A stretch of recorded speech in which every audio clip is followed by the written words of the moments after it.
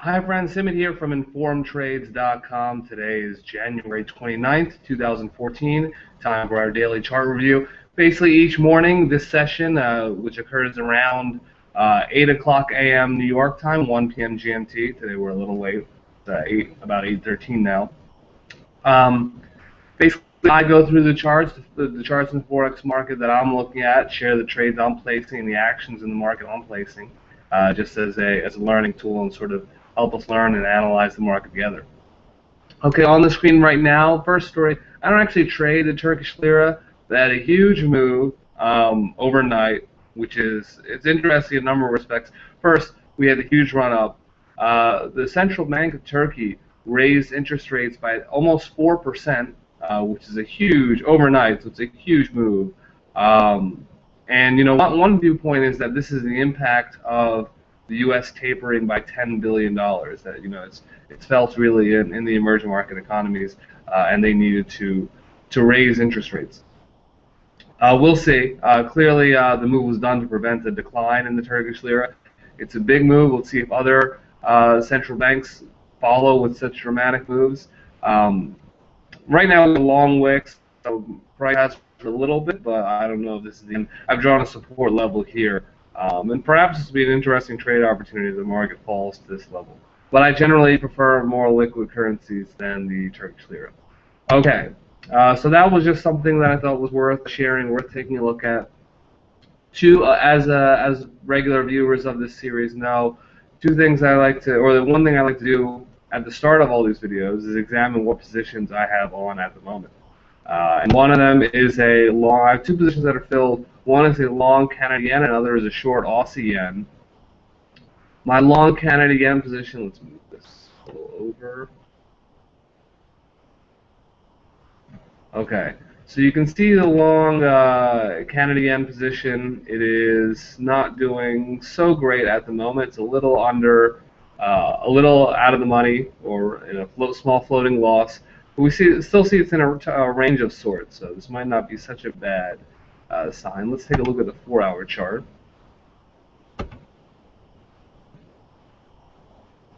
Yeah. Well, one negative is that we do have a pattern of lower highs, excuse me, on the 4-hour chart. So we do have a descending triangle of sorts, where support here is pretty solid at 92, basically. However, we do have a pattern of lower highs. You can see that going back to January 27th over the past couple of days. In any event, I'm not going to take any action here. I think I'll just let this situation play out, and we'll see what happens. So right now it's a small floating loss. The other position I have on at the moment is Aussie yen. And this is going much more in my favor. I shorted at this black line, and so now it's about here. The first target profit is this green line. I'll take half off here, and the next target profit is this darker green line. So we'll see. But that's basically it. Those two positions on. I don't want to move to break even yet. Actually, we'll see this. Let me actually just draw one more line.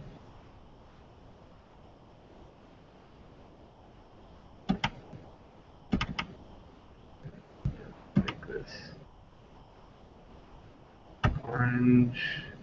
A little thinner. Dash. Okay. If price can clear basically this level, I need price to close below this level, then I'll move to break even. We do have something of a resistance level here, or excuse me, support level here.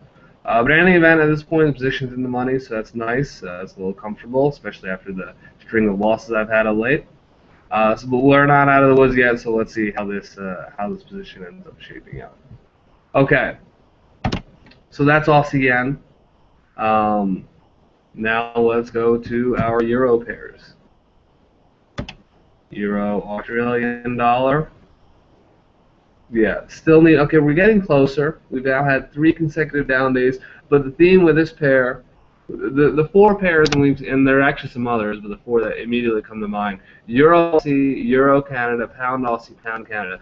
Those four pairs, from my perspective, the trend is clearly up in all those pairs. However, I would like for a pullback before I enter anything. Let's look at Euro Canada.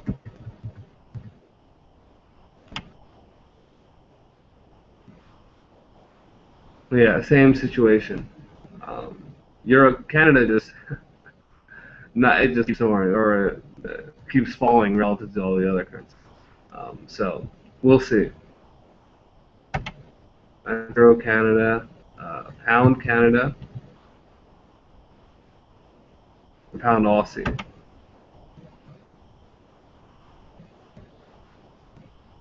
Okay, we're getting closer. The levels are marked, so basically I'm confident with how that's drawn up. Um, So it's just a matter of waiting to see if price falls. Now, price, breaks out and keeps setting a new high, then we can sort of reevaluate and redraw the lines. But so long as price is, like right here, and what we've seen on the other pair so far, it's like in a range of sorts, in a tight range. It hasn't really broken up sharply to the upside. It hasn't really come down. Until we get a clear move up or down, I'm just going to have these levels as the levels I'm watching. So let's see if it falls back to 79.90 here where this black line is.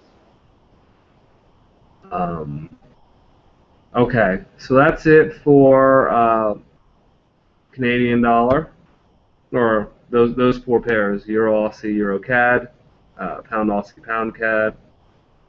We still have some more Euro pairs to look at. Euro Pound. Okay.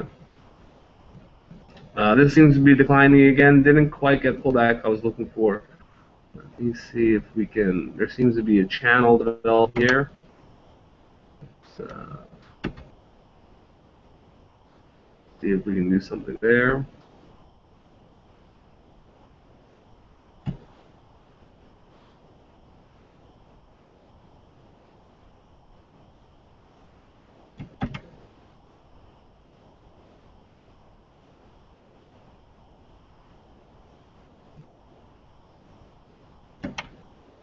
Okay, so there's sort of a channel. Let me change these colors a little bit.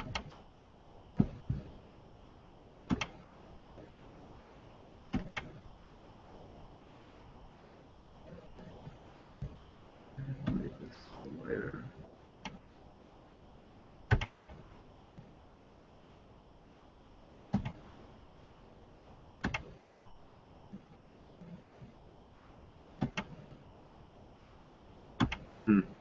And the right color for that channel.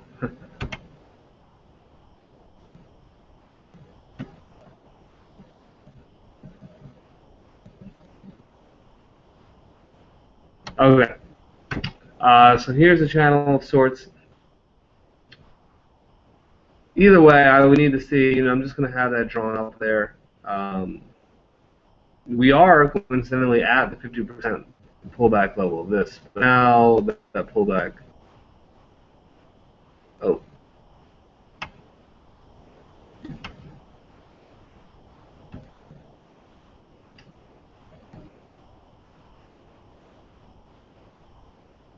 Oh, that is correct. Having a little bit of trouble with this application. Okay. So we did get a pullback to this 50% level. That is actually somewhat interesting.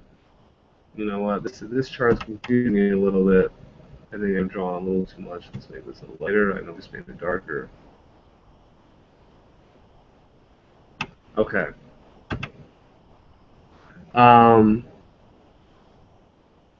Now.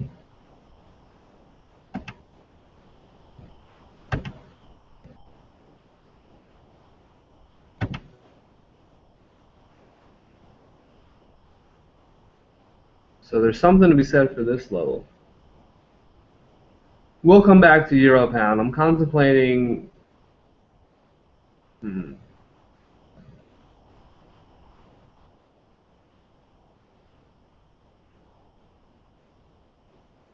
I don't think I will do anything, although it's a little tempting to. We'll come back to euro pound. I'm a little thrown off by it. Let's see if there's anything else that I find a little clearer too. I think there might be something here. Um, because I think, we've had a 50% pullback from this swing high to this swing low, and we're sort of at, this level. It isn't really the strongest of support levels. Um, so we'll see. I think we get a few more periods. But anyway, I'll come back to this. I don't think I'll do anything at the moment, but I'll come back to and clarify my thoughts. Euro yen, like I mentioned, for me, the trades I love the most are the ones that jump out at me. That one, it was a little more digging involved. Um, so I'll probably pass, but it's good to analyze, practice. Quality practice makes one better. Okay, so here we are, euro yen. We are getting closer. I really want to see it fall to this black line. I'm probably going to put an entry order on soon, but not quite yet. I've also got a bunch of yen positions on at the moment. So I really would like to see, before I add any more of the yen crosses, I really would like to move one of them to break even. As I mentioned, I don't like to have more than two positions where my risk is exposed when I'm not at break even on at the same time. Okay, so that's euro yen, euro kiwi. Okay. We're still in the middle of this trading range here. We're probably going to have the same thing with pound kiwi. So I think I'm going to pass, until we get something clear. Maybe fall back to this black line. We'll see. So that's euro kiwi. And euro US dollar. Okay, big move down in euro US dollar.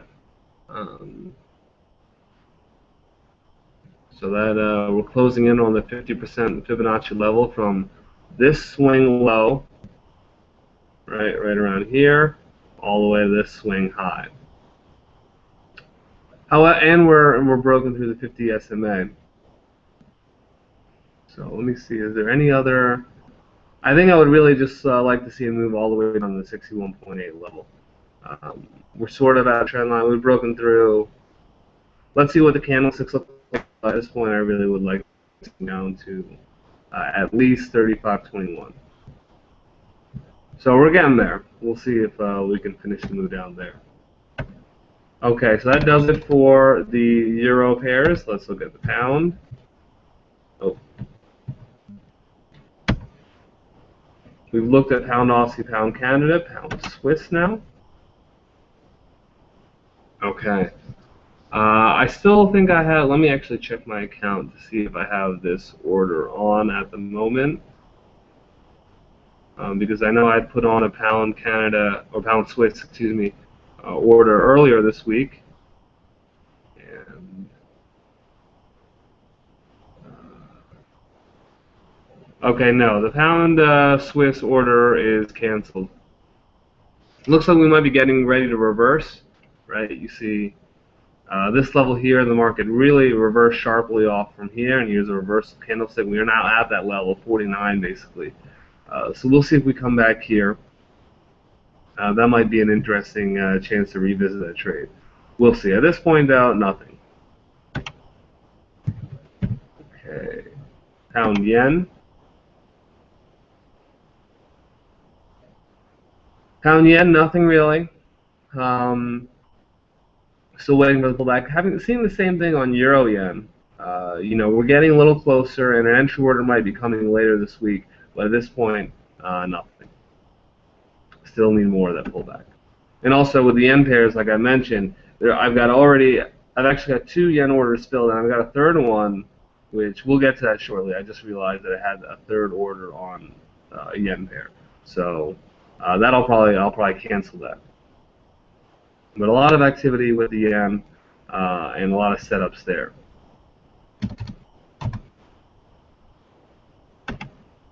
Pound Swiss. Okay. So you may recall Oh, this is pound Kiwi. Uh, I actually had an entry order that got filled on this candle, this one right here. And then I closed it out because I wanted to wait for it to go to this high.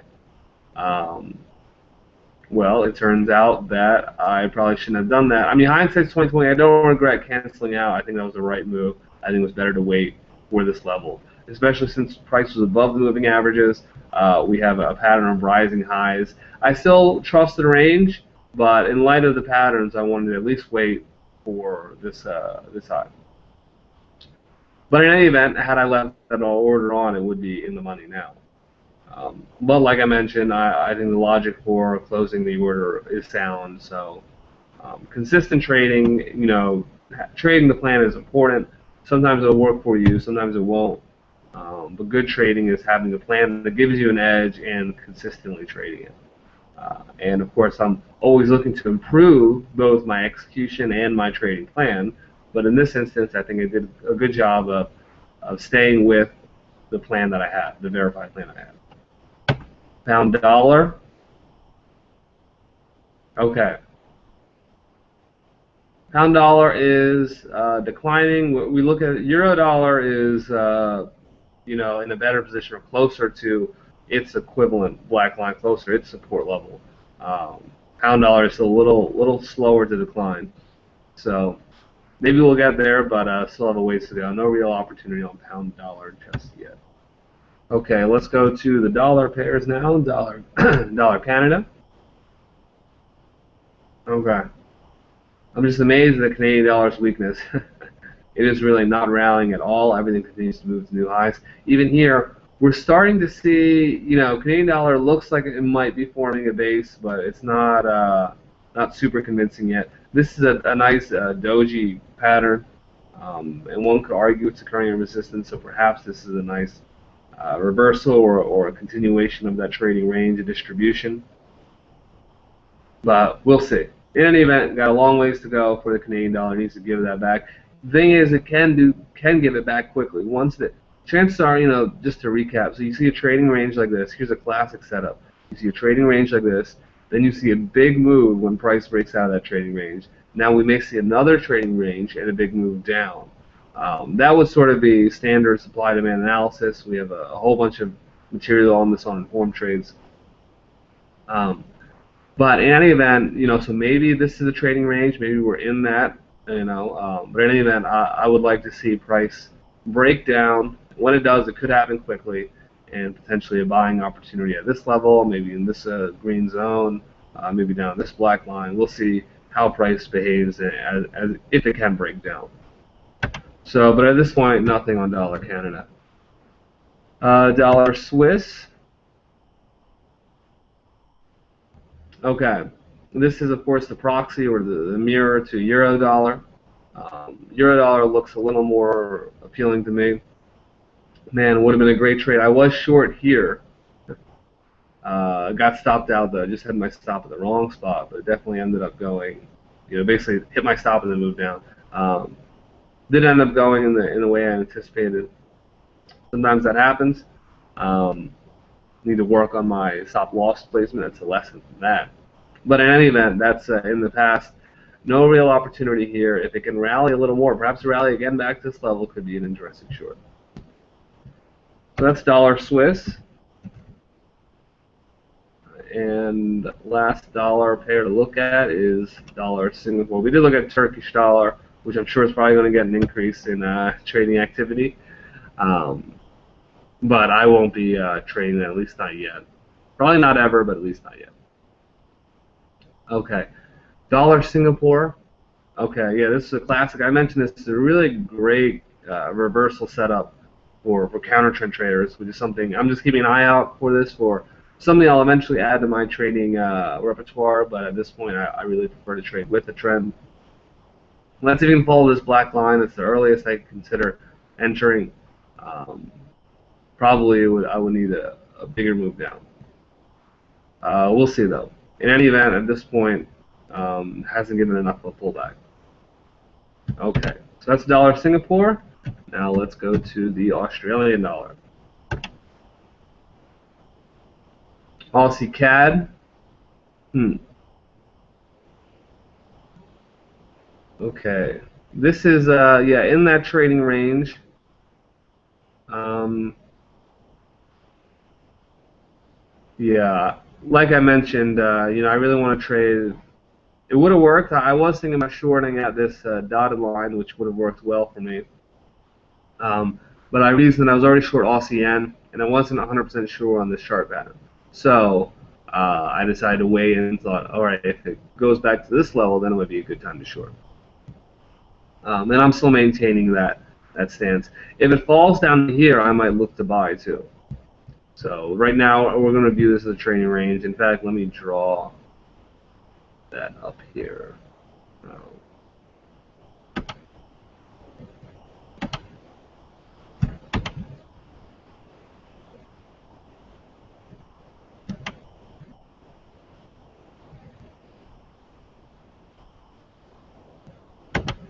There we go. This highlights the trading range, puts us in the proper perspective when we're looking at this chart. Aussie Swiss. Okay.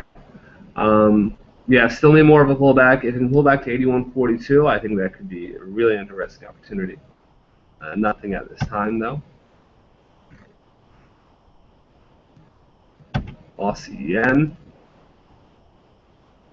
Okay. Well, this is we looked at this, and this is the orange line I drew this earlier. If we can close below this, that'd be really interesting for me. I could move to break even, which I love to do, and that frees up risk and maybe opportunity to on some of those other yen pairs. But in any event, that's Aussie yen, Aussie Kiwi. Okay. Still need more to pull back. This is, the trend is clearly down. If we can pull back to this black line, 107.50, 107.52, which is we are 275 pips away, 175 pips away. That could be an interesting short, at least at this point, though. I don't really see much of an opportunity. It could break down, and if it does, we'll redraw our lines. Okay, that's Aussie Kiwi, Aussie US. Okay. Yeah, if it can get back to that black line, the dotted black line, I would be interested in that. We see it almost got to that level before heading down. So it might not get to that level, which is fine. I got some exposure to the short. See a number of short Aussie trades come up. I've got some exposure through the yen, short Aussie yen, which is, as we saw, which is working out for me at the moment. If we can pull back a little more, then I'll be interested in shorting the Australian dollar, possibly against some of these other pairs. However, at this point, I don't think so. I really want to see it actually touch this level. Okay, so that's the Australian dollar. Let's go to the New Zealand dollar. Kiwi Canada. Okay, same. This is a little reassuring. This is more like distribution, like a top forming. We have a number of reversal candlesticks. So Canadian dollar may finally be set to rally. Let's see though. We're seeing, at least on the Kiwi Canada, we are seeing a nice trading range and signs of a reversal forming over a number of candles. One could argue that this is the evening star pattern. That's bearish. I have this reversal candlestick pattern here. This one here on today's candle is forming. So that's a good sign for the bears. Of course, the trend is still up. So personally, like I mentioned, I'm interested, at least at this point, in buying the dip. Let me actually, speaking of that, let me actually draw another Fibonacci line here to here. Okay, so we have a number of Fibonacci lines drawn. Let's see if where price, if price 50 simple moving average keeps moving up, if it can intersect with these and what candlesticks are suggesting. It's also, while I have this chart out, let me take a look at the weekly.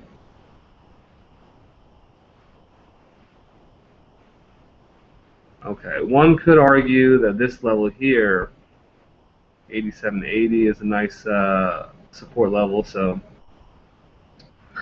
personally, that would be a really nice support level for the market to fall to, 87.80. But we'll see. In any event, a bigger pullback needs to come. It might be started now, but we'll find out.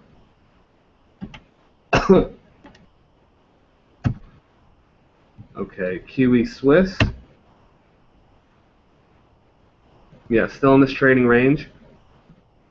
So no real opportunity here. I want to see it go to the top or the bottom of that trading range before I can enter a trade. Kiwi Yen. Now I have an order on this that I'm probably going to cancel. Yes, it's an order to go long and long Kiwi Yen. So I'm going to cancel this. Most of the orders I'm seeing are to go short the yen, long something else. However, and I have one such order with Canada yen where I'm long Canada yen. However, the position I have that's in the money now is my short Aussie yen position, which is long the yen. As I mentioned, I'm a little uncomfortable having a contradictory position where I'm long Canada yen but short Aussie yen. So I have in one pair I'm long the yen and another one I'm short the yen. However, I think if the chart makes sense, it makes sense. So I'm not overthinking that. However, with Kiwi yen, I don't want a third yen pair on until these two are reconciled. I would just prefer to be have a little more diversity. So I'm going to cancel this. It's all about reducing your risk exposure, trying to find as close as you can to getting free money. That's sort of what trading is about, at least from my perspective. However, to do that, you really need to be meticulous about all the ways in which you can eliminate risk. That's sort of the way I see it. Of course, I should qualify that. Eliminate risk while still preserving a reward opportunity. Kyle Bass mentions this, where some people just, they do a good job of taking out the risk. Unfortunately, in the process of doing that, they take out all the reward too. So, of course, it's still a learning process. I know there's ways where I can leave more upside, leave more reward for me while reducing my risk, and I'll continue to work on that. But one thing is, at this point, I don't want really more than 2 orders in a given asset without my stop at break even on one of them. So we'll see. I might be able to move my stop to break even on the Aussie yen soon, excuse me, which would enable me to put those orders back on. But in any event, we still have another day or two, most likely, before this falls back to support level, if it does at all. So that's Kiwi yen. Canceled my order, and we'll see if I have the opportunity to put it back on tomorrow. Kiwi dollar. Okay. We're still in the middle of that trading range. Let me actually extend this. Yeah.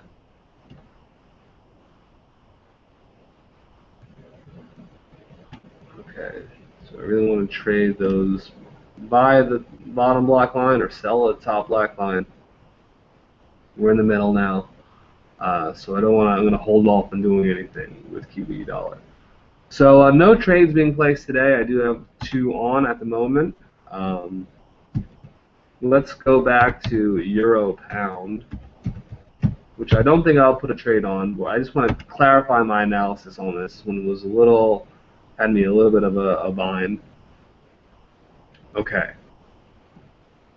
So I think in this instance, I would want to see a pullback to something else. We have this near-term resistance level, which the market did touch, which is also a 50% level. However, if it can pull back to the 61.8 level, then we're also at a price channel, at the top of a price channel. So I would feel more comfortable with that. Also, with this price action to bounce, sharply, I would just want a little more of a pullback after this candle. So I'll keep an eye out on 82.65, 82.85, excuse me. as a level to watch. 82.80, 82.85, somewhere around there. Right now we are at 82.35, so that's a 45 pip move.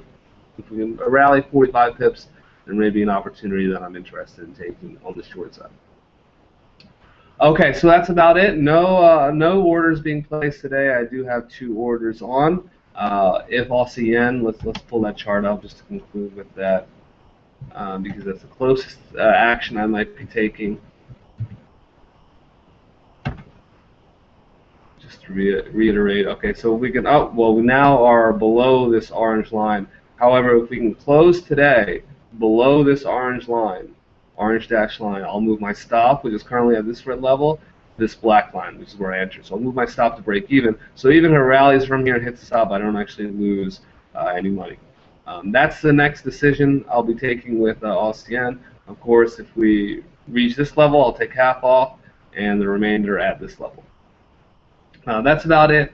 Any questions you have, anything you want to add, join us at InformedTrades.com. Thanks and best of luck in your trading.